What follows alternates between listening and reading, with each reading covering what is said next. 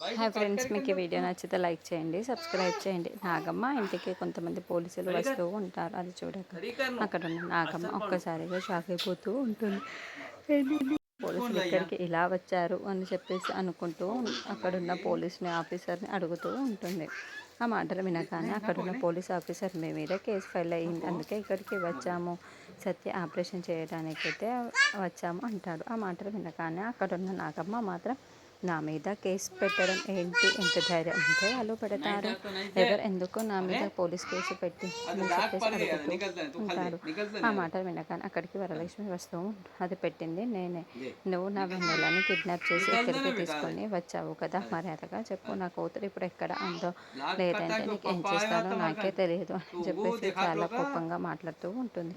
ఆ మాటలు వినగానే అక్కడున్న నాగం, నీ కూతురు నేను తీసుకొని రావడం ఏంటి, నీ కూతురు నా ఇంట్లో లేదు ఇప్పుడు అని చెప్పేసి అంటూ ఉంటుంది.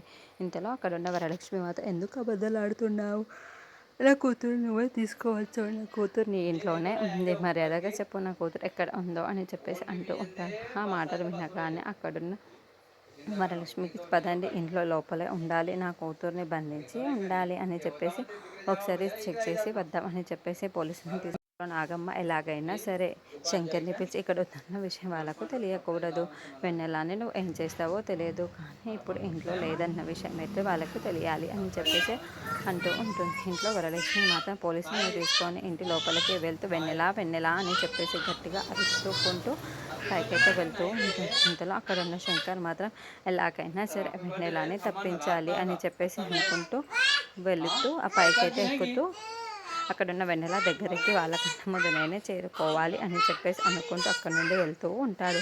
ఇంతలో అక్కడికి వెన్నెల మాత్రం అమ్మ ఎలా ఉందో ఏంటో అని చెప్పేసి వాళ్ళని తలుచుకుంటూ చాలా బాధపడుతూ ఉంటుంది.